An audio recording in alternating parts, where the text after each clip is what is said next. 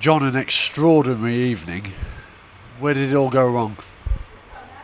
Well, the sending off, Prezzi's made a crazy decision.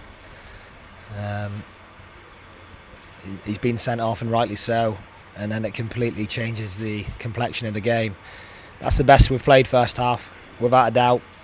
We got after Cambridge, we looked to fret. We had several chances that we've got to do better with. I think the pace down the side was causing Cambridge serious problems, and it's without a doubt the best we've played in the first 45 minutes. And we come out in the second half, it's more of the same, and the sending off kills you. And then you reflect on the game. There was a brilliant opportunity for Andy Cook to make it 1-1. And then you're looking, to kind of dig out a draw, being down to 10 men. But it wasn't to be, and it's a massive kick in downstairs. And what more could you say? I'm gutted, absolutely gutted. It felt good. It felt right before the game. It felt right at half time. The boys were, chomping at the bit to get back out. They wanted to get back out there because it had gone so well, but in the end, it's disastrous. We've been beat. It's hard to believe that happened. It's quite shocking, isn't it? Because, as you say, quite rightly, that was the best first half performance of the season. You could have been, and perhaps should have been, 2 or 3-0 up. Yeah, potentially. It felt good. The way we were passing the ball. We had Cambridge on the ropes. We were creating opportunities. We were pressing high up the pitch. It was more of what we're after, but it's disappointing, and I understand the supporters' frustration without a doubt. They feel the same as I do about this football club. They want us to succeed, and when you lose at home, it hurts, and it hurts me as much as anybody. Believe me. Yeah. The red card was such a turning point, as you mentioned earlier. Can we just get your comments on it, because you were right in front of it? Well, Matt Preston was outstanding up until the red card. He's tried to step in and play. He's taken a bad touch. Instead of staying on your feet and almost letting the player have the ball and get back into your shape, he's recklessly dove in and tried to win the ball when he shouldn't have. And it's not the first time he's done it this season or in his career. So he needs to learn quickly because it changes the game. What was the strategy after Stags went down to 10 men, John? Well, we had to regroup. We went to 2 banks of 4 with 1 centre forward, and we were hoping to either get something from a set play or a counter attack, because we left CJ and Amari on the pitch, who've both got pace. So the idea was to win the ball when Cambridge came towards us and counter attack and try and get that goal. It was a great opportunity that Rosie put on a plate for Cookie, but he just couldn't sort his feet out and get it in the back of the net. It sounds bizarre, this, doesn't it? But had he scored, it would have been 1-1, and we could be here speaking about something completely different. Yeah, if that's the truth. Yeah, that's I'll always be honest and tell the truth, Steve-O. You know that. I've just been honest with the players. I can look them all in the eye and speak to them as a man. And again, you're talking about moments in the game that we've come out second best. Stupid decisions. It's hard. The fact that we've lost 4-0 today after the way we played for 60 odd minutes is tough to take. There's not a lot I can say. You don't dress anything up, and ultimately the Stags have lost by 4-0 at home. How do you explain the collapse? The fact that we didn't take that opportunity, they go up the other end and score straight away, but we've got to defend that set play better. And then because we're now 2 goals down, we've got to throw everything at them and try and get back in the game, which when you've got 10 men, it leaves gaps, which they took advantage of. When it's 1 goal, you're always in the game. So you can, work a counter-attack, you can work a set play. When it's 2, it's very difficult when you're a man down.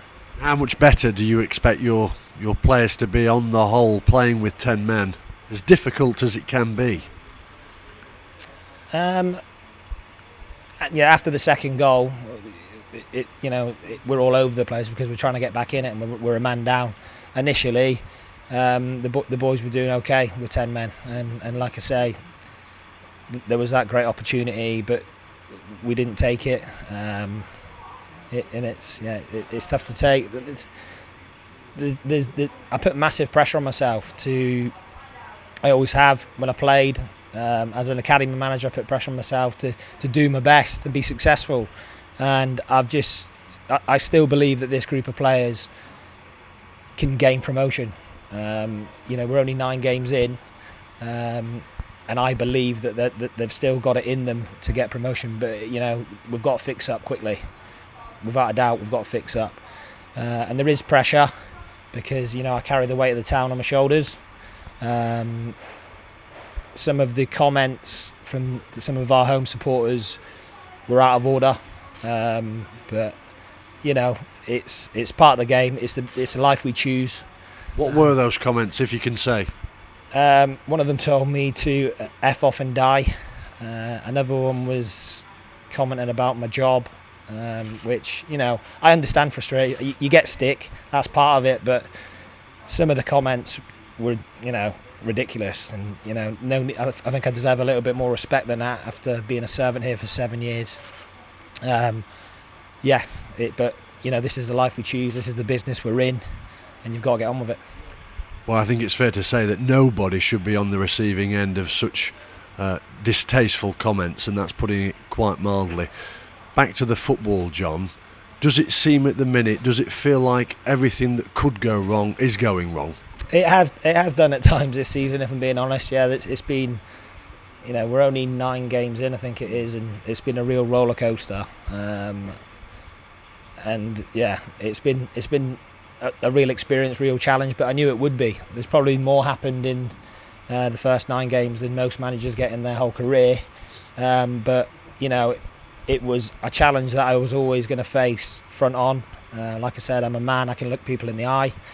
And I've got a young family to provide for, so there is pressure. But there's people in worse positions than me, and there's people that are under more pressure, serving the country and etc. like that. So I'll battle on. I'll never give up, and I'll always do my best.